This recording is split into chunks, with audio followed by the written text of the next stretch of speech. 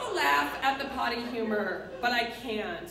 The way my mind works, I immediately force myself to envision every single one of these people sitting on their toilets, purposely trying to get the poop out before they weigh in.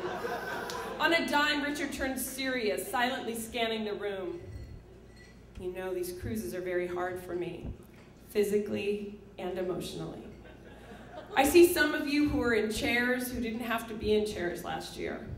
I want you to know that I take this very personally. He's talking about a few people sitting in the aisles in their motorized power chairs. It's hard for me to say this, but I just want to let you know that I'm thinking about ending it this year. Gasps and cries of, "No!" and "Richard!" go up around the room. People start chattering with their neighbors. Yes, he nods solemnly. This is the 25th cruise, and I think I should just quit. The room becomes a morgue. But, he continues, if we have a great week and if everybody works hard, I might be able to pull off another year. We erupt into cheers at the possibility, but Richard stops us cold. But I really don't think so. Dead silence again. I can't believe how easily he has everyone, myself included, in his palm. It's visceral, as if he captured the energy we created during the morning stretch and then he just pulled it like taffy with his threat. I go up to the dining room for breakfast, which is always open seating, because dinner you eat with the same people every night. I desperately want to eat by myself, but I'm trying not to stand out. I also want to experiment with feeling like part of the group. Terry and Barb, the mother-daughter non-lesbians from the dinner seating, there's these women, so the women out of the seating, and I was like, oh, so there's some lesbians on the cruise, but then they were mother and daughter, and they were farmers, and then I was wrong. Anyway, the mother-daughter non-lesbians from my dinner seating have an empty spot at the table, so I pull up a chair. I meet Roberta, a frosted blonde with flushed cheeks who ends about 40% of her sentences with the statement, well, I'm from New York, so, for example, I had to pull on the ponytail of a cab driver, who was a man, by the way, with a ponytail, because he was driving too fast. Well, I'm from New York, so... Most of the talk is about losing weight, and that's when Gina, an attractive blonde woman of about 45, asks me, have you lost a lot of weight, Beth? I tell her no, that I came with a friend, which was kind of, Jan was being my beard for a while, except then she wouldn't go to the morning classes and they were worried about her.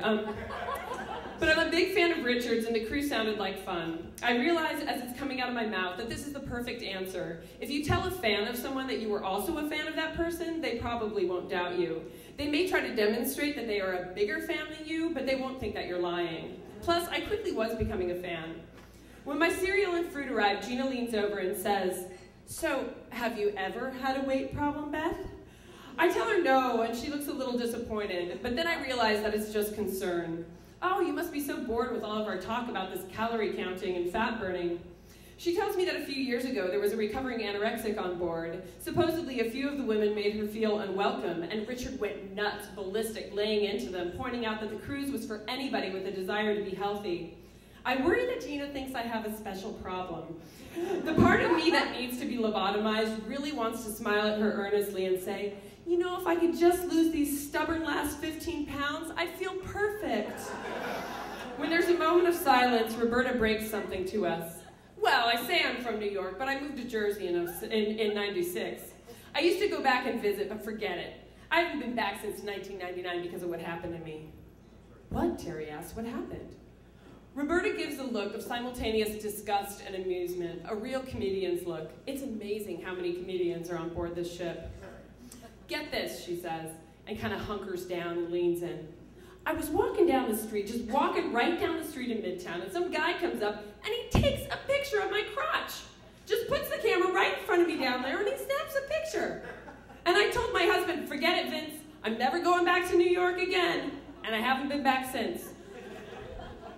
There's a fragile moment we all plunge into together as the full impact of this story registered. Everyone at the table looks distraught. That is so strange, Gina says. Why would somebody do something like that?